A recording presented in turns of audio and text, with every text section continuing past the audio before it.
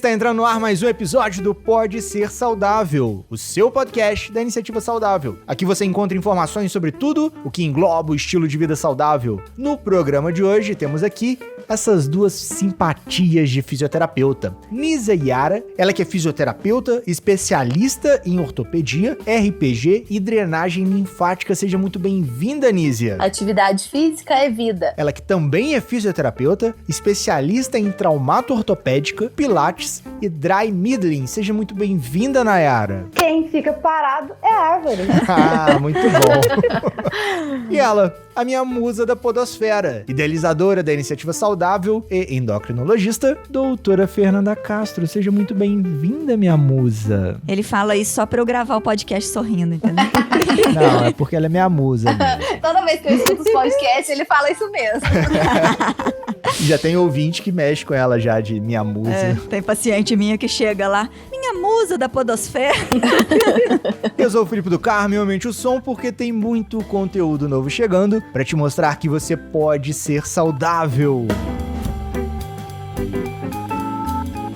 Então vamos lá. No nosso Papo Saudável de hoje, vamos falar sobre prevenção. Já um pequeno parênteses para o nosso ouvinte, a única forma de prevenir o coronavírus no exato momento é lavando as mãos e mantendo o isolamento social, senhores ouvintes. Então, se possível, fique em casa, não vai dar esses rolê na rua, não vai dar passeio, não vai dar, deixa eu ir na quitanda do seu Zé ali, só conversar com ele, um negócio super importante. Não, fique em casa, previna, porque até o momento não tem cura. Tem recuperação, mas tem prevenção. Mas o papo de prevenção hoje é um pouquinho diferente. A gente vai falar sobre como prevenir lesões musculares, pequenos traumas que a gente vai tendo aí, principalmente devido ao sedentarismo. Até mesmo quedas, né? Isso. Quedas pro pessoal da terceira idade, principalmente. A gente sabe que as academias estão fechadas, que não é um local tão seguro pra gente ir, por mais que tenham as medidas de segurança e de prevenção, que não seria o exato momento da gente exercitar nesses espaços. E vários ouvintes que são assíduos na academia, que não tem preguiça de malhar, que não tem preguiça de ter uma boa alimentação, começam a sentir falta, começam a precisar de exercício físico para evitar uma perda muscular, evitar uma queda, evitar dores. E o papo saudável de hoje é com essas duas simpatias de fisioterapeutas que eu acabei de conhecer, mas já tô dando altas risadas aqui, sobre prevenção. Como ter uma vida saudável na quarentena sem lesões. Isso aí, fortalecendo a musculatura, né, menina? Sempre, né? Nem só nessa pandemia. Com certeza. E além do fortalecimento muscular, a gente pode falar um pouquinho também da importância de treinar o equilíbrio, de fazer os movimentos do dia a dia, os movimentos dentro de casa, de uma forma consciente. Isso. Prestando atenção como você tá varrendo a casa, como você tá pegando um balde, como você tá subindo no banquinho para tirar aquela tranqueira que tá em cima do guarda-roupa que você quer arrumar. Então, assim, são movimentos que você vai fazer nesse período, ou fora do período da quarentena também, e que você precisa prestar atenção se tá contraindo o abdômen, se não tá forçando a coluna, se tá fazendo a força na perna, no braço direitinho, ou se tá jogando tudo pra lombar. Então, assim, são exercícios que você tem que saber fazer e tem que fortalecer as musculaturas em geral para não ter lesões até com ações e atividades do dia a dia, né? Exatamente. Até mesmo os idosos que estão muito em casa, né? Eles têm que prestar muita atenção nisso. Porque, vamos supor, não é simplesmente pegar um peso e falar, tô pegando esse peso. Tem que tomar cuidado com o joelho, com a coluna, principalmente por causa dessas lesões, né? Porque se você pega um peso excessivo, isso é ruim pra sua coluna. E os idosos também que gostam de fazer caminhada, pode fazer caminhada no quintal da sua casa, não precisa estar saindo pra rua pra fazer isso.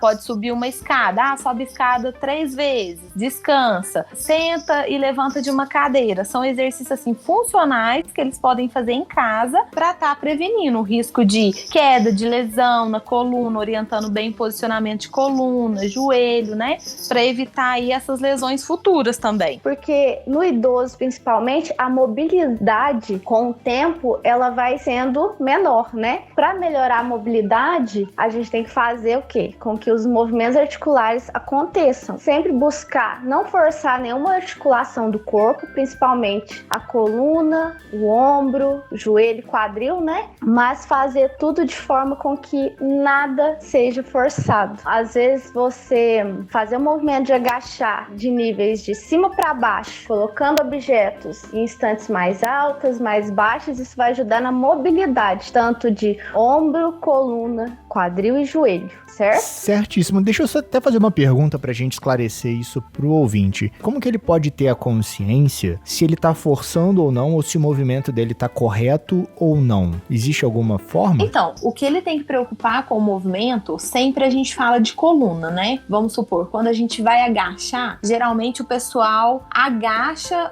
sem dobrar o joelho. Então, o joelho sempre tem que estar dobrado e você agachar devagar, mantendo sempre o abdômen contraído para não forçar a sua coluna. Porque muitas pessoas fazem isso, catar um objeto no chão, já vai logo dobrando a coluna e voltando. Não é. Tem que olhar sempre o joelho dobrando, agachando, tirando a tensão da sua coluna para que evite que ela tenha uma lesão. Então, para agachar, para fazer qualquer coisa, sempre contrair o abdômen, porque o abdômen, ele é um dos músculos que estabilizam mesmo a coluna para não deixar que ela tenha uma lesão futuramente. Porque quanto mais movimentos errados, se a gente não fizer de uma forma correta, as pessoas teriam essa lesão mais rápido, entendeu? A gente até falou num episódio pra trás que fazer abdominal, o exercício de abdômen, não é pra poder ter aquele abdômen tanquinho, né? É pra poder ter um abdômen forte e firme pra poder estabilizar o corpo. Exatamente, é isso mesmo. Perfeito. E um monte de gente chega na academia ou em casa nessa quarentena, né? Vê aquela blogueirinha fitness, aquele blogueiro fitness. Fala assim, não, o cara mandou fazendo 200 abdominais por dia, eu vou ter barriga tanquinha igual daquele cara ali. Assim, filho, você vai ter uma hérnia de disco aí daqui a pouco. A gente sempre vê falando assim, não vou fazer fisioterapia é muito bobo, pega uns pesos muito leves e tal. Mas o que a fisioterapia, ela preconiza ali, né? Não é a questão da gente ganhar músculo, porque a nossa função não é ganhar músculo. A nossa função é levar para o paciente uma qualidade de vida melhor, sem que ele tenha lesão, fazendo qualquer tipo de atividade. Então, ou seja, o fortalecimento que a gente passa para ele, realmente não é uma carga alta, é uma carga que ele vai suportar, para que o músculo possa conseguir se fortalecer, para ter uma estabilização. Porque no nosso dia a dia, assim, de fisioterapia, a gente tem que manter os músculos alongados e fortes, para que eles não deixem que tenham lesões, tipo em joelhos, quem tem artrose, hérnia de disco na lombar, porque na academia a gente também tem que deixar muito claro isso, a gente é diferente do educador físico, porque a fisioterapia, ela trata pacientes com patologias, né, que é uma artrose, uma hérnia de disco, uma tendinite, e as tendinites também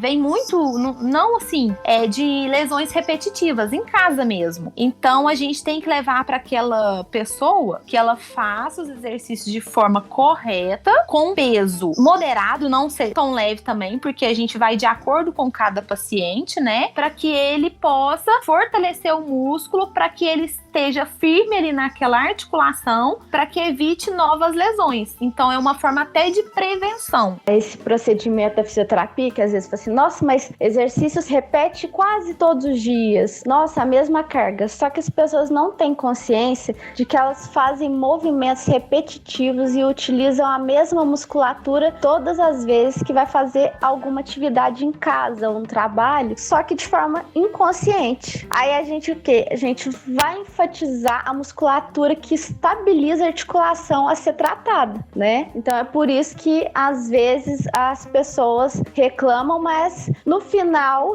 E é engraçado que o fisioterapeuta, ele só é visto e só é lembrado na maioria das vezes quando a pessoa realmente tem uma lesão, né? Quando ela tem a dor. Quando ela não tem a dor, o fisioterapeuta geralmente não é procurado, né? Isso. E eu acabei de vestir a carapuça, né? Tem pessoas que não têm essa consciência. O fisioterapeuta não é só para tratar lesões, serve também como uma forma de prevenir futuras lesões. Então pode ser feito um tratamento tranquilamente com o fisioterapeuta antes dele lesar, só que tem pessoas que ainda não têm essa consciência. Fazer um fortalecimento contínuo, né? Exatamente. Tanto que educador físico e fisioterapeuta tem que ter uma ligação, sim. Eles precisam ter conversas, precisam orientar orientar um ao outro o que deve ser feito. É o que a gente sempre fala, né? Hoje em dia a fisioterapia ela tá muito conhecida, né? Acho que muita gente nem procura a gente só por causa de lesões, mas é que todo mundo assim, só vai na fisioterapia quando às vezes tá com o joelho doendo, quando tá com o braço doendo. Aí quais são as orientações que a gente passa? Eles estão ali naquele momento, o médico mandou 10 sessões de fisioterapia. Então, ali a gente tá para poder ensinar eles a manter isso em casa. Porque a partir do momento que você tem uma lesão, ela já tá ali instalada. Você não vai ter cura dela assim. Você vai sempre lembrar daquela tendinite, daquela artrose que você tem ali, né? Então, o que a gente passa para as pessoas?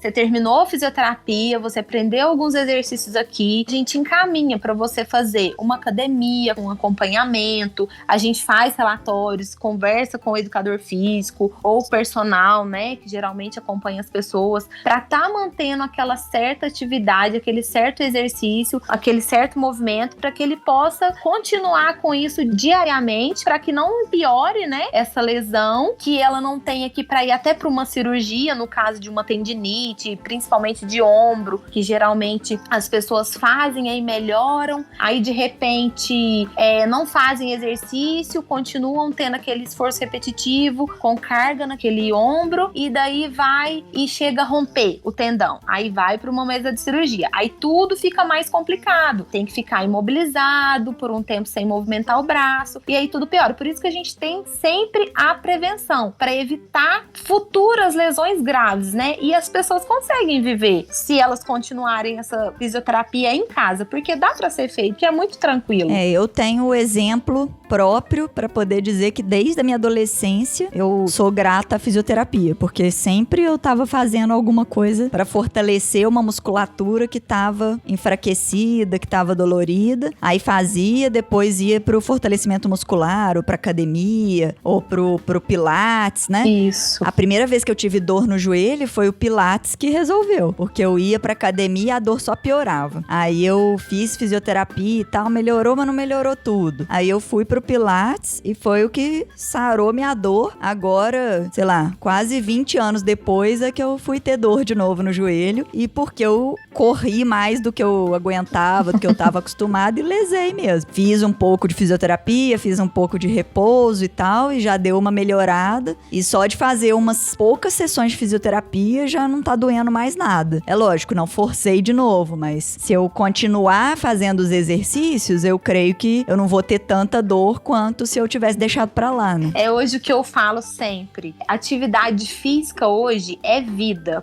Além de melhorar a nossa autoestima, as condições do nosso corpo, uma disposição para trabalhar, para sair de casa, isso aí fica lá em cima. Então, assim, é muito bom a atividade física, né? Então, a atividade física é vida. A gente não pode deixar de fazer de jeito nenhum, senão entra na inércia, né? Isso. Eu falo que todo paciente na fisioterapia, ele precisa de quê? Paciência e, ao mesmo tempo, disciplina, porque ele vai ficar ali 1 hora e meia, né, sendo tratado, e as demais situações ele vai viver fora da fisioterapia, né? Então ele precisa tanto de paciência para poder recuperar, porque a gente entende, toda pessoa que chega lá, ela vai estar com dor, ou às vezes nem dor, mas a funcionalidade dela vai estar prejudicada. Então isso faz com que a pessoa chegue no ambiente da fisioterapia desmotivada. Então a gente tem que motivar o nosso paciente, mostrar para ele que ele vai ter melhora e que a disciplina dele é quem faz tudo de melhor acontecer. Fazendo um trocadilho do Carilho, né? O paciente precisa ser paciente, né? Exatamente. E normalmente ele é ansioso e quer o resultado pra ontem, né? Inclusive, eu acho que aí mora um senhor perigo, né? Dessa ansiedade e ele querer esse resultado pra ontem e gerar uma nova dor de cabeça pra ele, né? Dele se machucar, se lesionar. E assim, tem muita gente que acha a fisioterapia chata. Pra que eu vou ficar fazendo contração isométrica do músculos? Essa foi uma indireta pro Felipe, viu? Indireta? Que isso? Ela olhou pra mim assim. Eu não senti indireta, não. Eu senti direto mesmo. Então essa foi uma direta pro Felipe, viu? Porque muitas vezes o único exercício que vai te ajudar a criar uma estabilidade ali do músculo antes de você partir para exercícios diferentes vai ser a isometria, né? Isso. Não adianta você querer chegar na fisioterapia e achar que você já vai pegar um peso, já vai sair fazendo. Não é. A gente tem que começar por partes. Trabalhar na dor primeiro. Passou a dor, já vem os exercícios ou os alongamentos também que são muito importantes, né? Para manter ali a amplitude daquele ombro, daquele cotovelo, daquele joelho. Então a gente tem que preconizar isso primeiro. E depois logo começar com os exercícios isométricos e logo depois já evoluir para uma carga, que são relacionados a cada tipo de paciente, né? Cada um consegue uma carga, aí lá tem os testes de forças que a gente usa, né? Para poder tá baseando em cima dessa carga e com isso a gente mantém. Então, terminou a fisioterapia, a gente encaminha para um ou pilates ou um condicionamento físico que pode ser feito com acompanhamento do fisioterapeuta, ou se não também a academia, que geralmente a gente encaminha também, né, para a pessoa tá mantendo isso que ela ganhou na fisioterapia pro resto da sua vida, para tá evitando de ter essa lesão novamente e nunca mais ter dor. E o quanto isso motiva o paciente.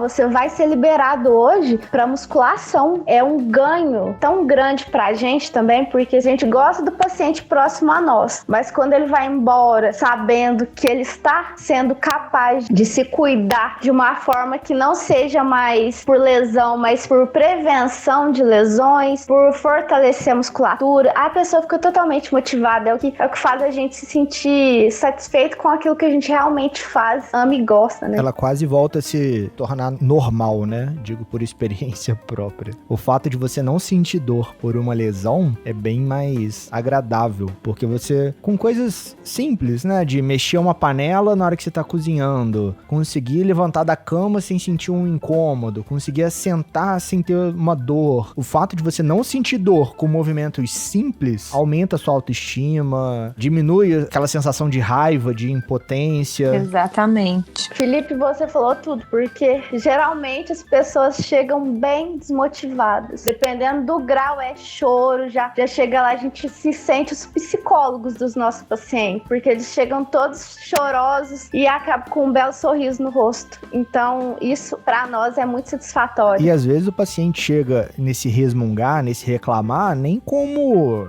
eu preciso desabafar, eu quero desabafar. Não, é porque ele tá vivendo aquilo. Tem um velho ditado, né? Não sei se chega a ser um ditado, mas a boca fala do que o coração tá cheio. Isso. Tipo, se o cara tá sentindo dor ali o dia inteiro, toda hora, pra coisas simples do dia a dia, ele não vai falar que o céu é lindo, que o céu é azul, sabe? A não ser que ele tenha alguma doença mental. De forma alguma, social, seja sociopata, psicopata, alguma coisa assim. Ele vai olhar, eu tô sentindo dor o dia inteiro. Ou autoestima muito alta, viu?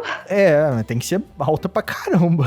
E ninguém gosta de sentir dor, né? Não. A gente fica estressado. O Felipe, a gente sabe que tá com dor porque começa a ficar rabugento, dá umas respostas curtas e tá com dor, tô. Então é isso. Mas falando em dor, a gente tem algumas pessoas que vivem quase 100% do tempo com dor, que são as pessoas que têm fibromialgia, por exemplo. E o maior tratamento, assim, o que mais funciona, é lógico, associado com psicoterapia, com medicamento e tudo, mas o que mais funciona é atividade física. Com certeza. E essa atividade física, pra quem tem fibromialgia, tem que começar com fisioterapia. Porque se você começa já com uma musculação, a pessoa vai sentir mais dor e vai desistir.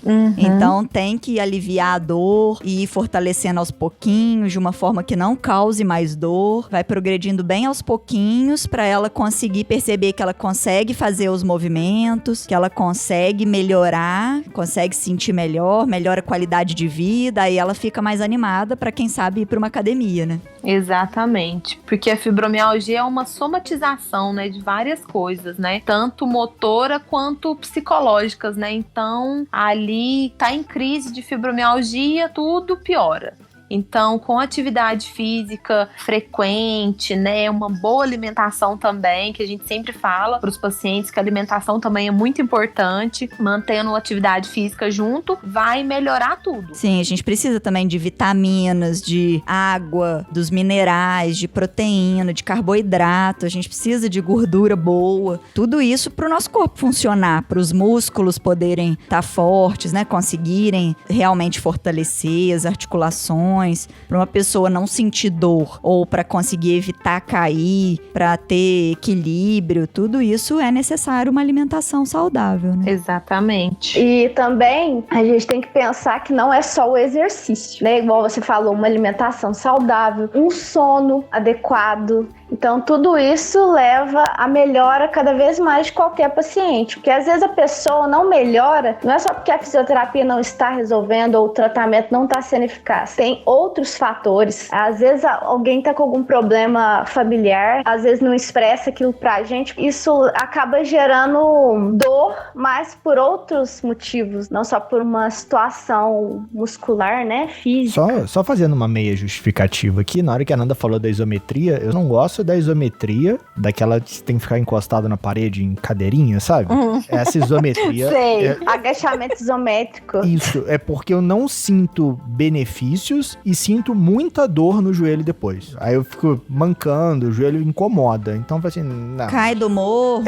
Sentir dor. Pra sentir dor depois, eu prefiro não fazer. Felipe, então esse exercício não está sendo feito corretamente.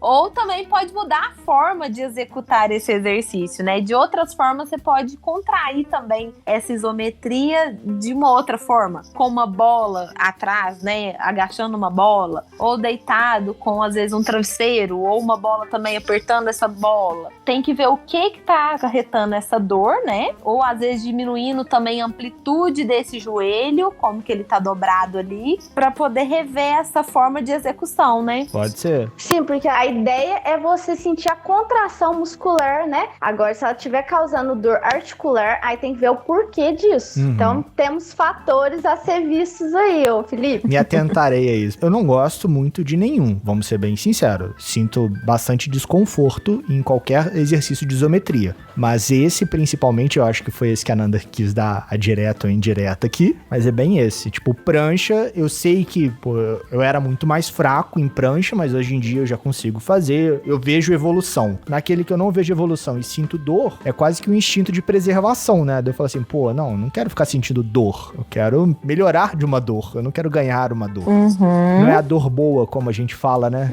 Tipo, a dor muscular pode. Agora, a dor articular, não.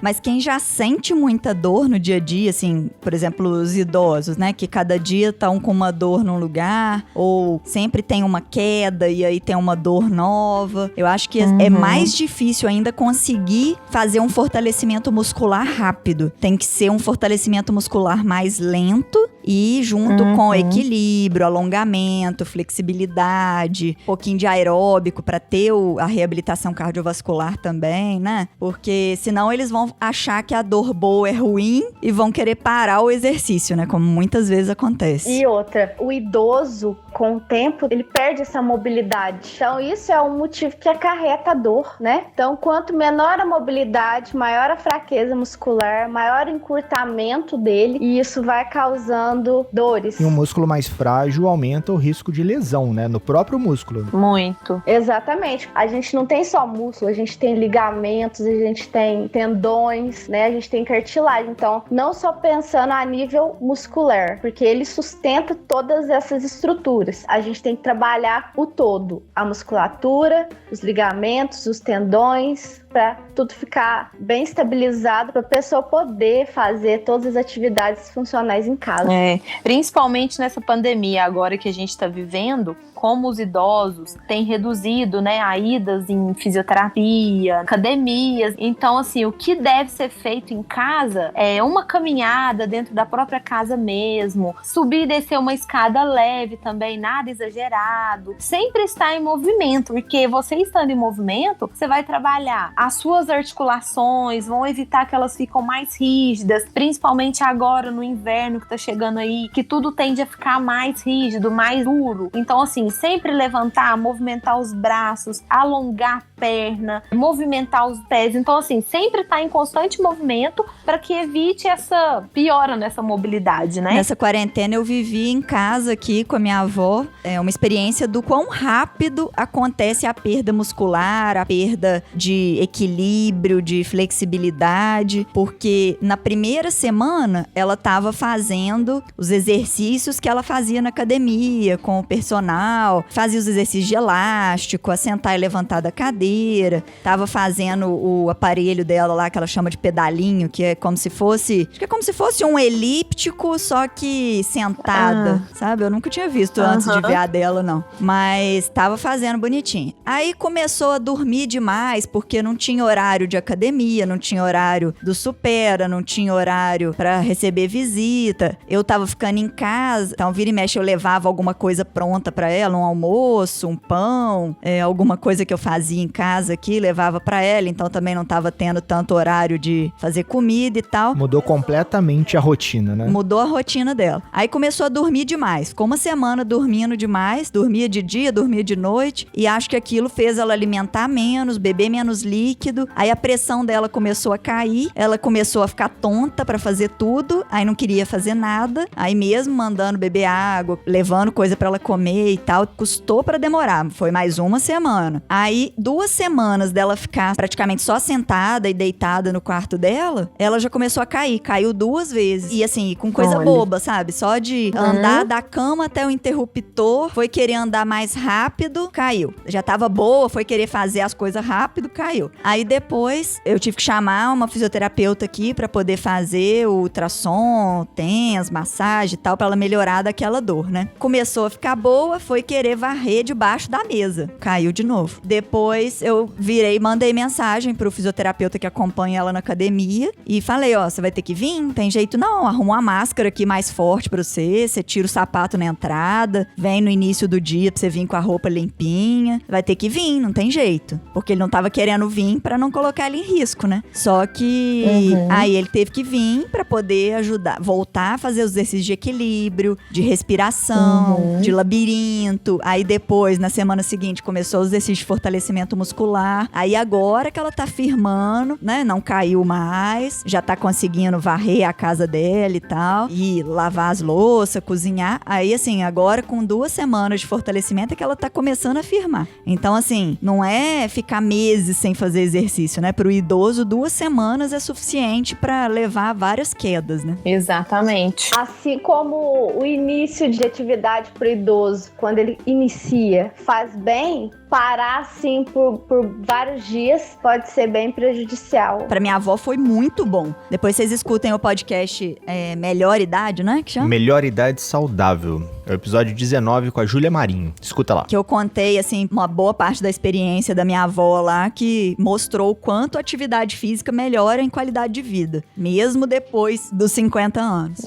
É muito importante, né? Resumindo, o exercício físico, principalmente para os idosos, é imprescindível. É bom, faz bem pro corpo e pra mente. Faz parte da saúde, né? É necessário, né? Não é nem que só faz bem, não. É essencial. Exatamente. É o remedinho deles ali. E até assim, a gente sempre fala, vamos fazer exercício para prevenir que você tenha que tomar o medicamento, né? Evitar ficar tomando medicamento demais, porque às vezes as dores estão relacionadas a mais uma perda de força do que uma questão, vou tomar um remédio ali, vai melhorar e vai acabar a minha dor. Mas e aí, o que tá acontecendo? O que tá causando aquela dor? Tá sendo tratado? É isso que a gente também tem que ficar muito de olho e sempre passar para os pacientes isso, né? Tá procurando uma ajuda para evitar que diminua esse vício de ficar tomando remédio demais, né? Para melhorar a dor. Essa hipocondria, né? Isso. É mais fácil você querer um remédio, né? Pra poder melhorar.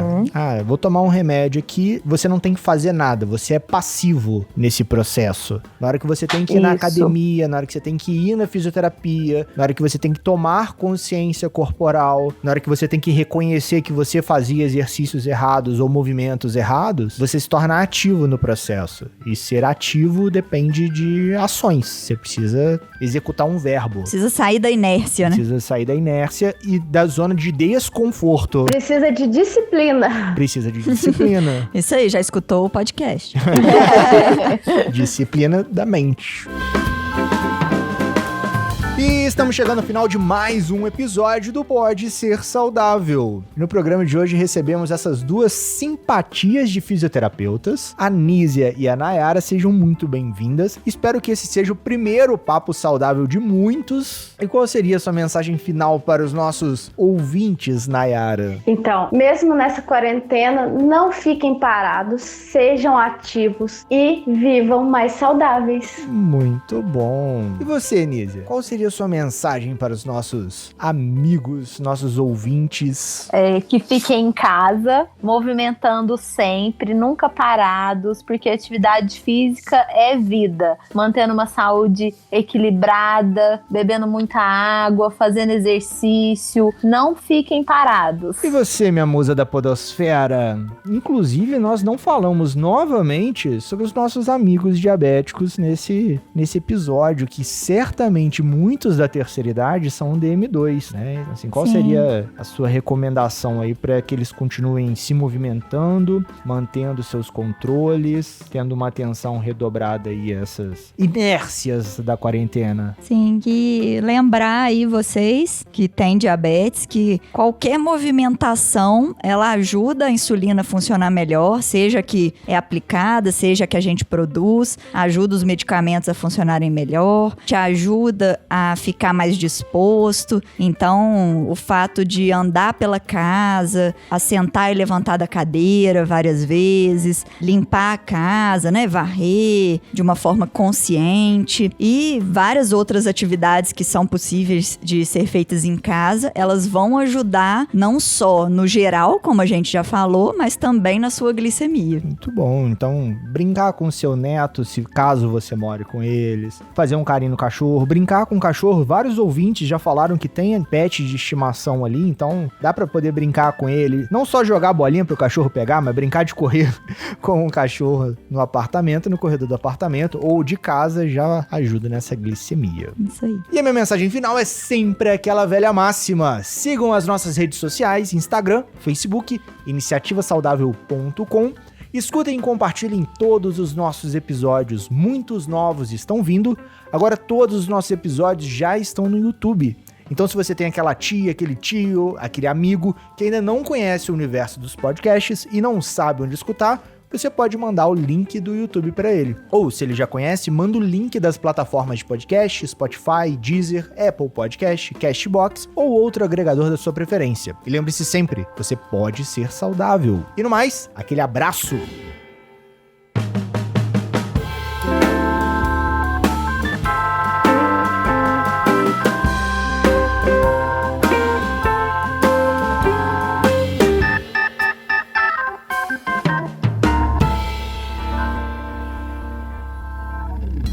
Esse episódio foi editado por Estúdio Casa, o lar do seu podcast.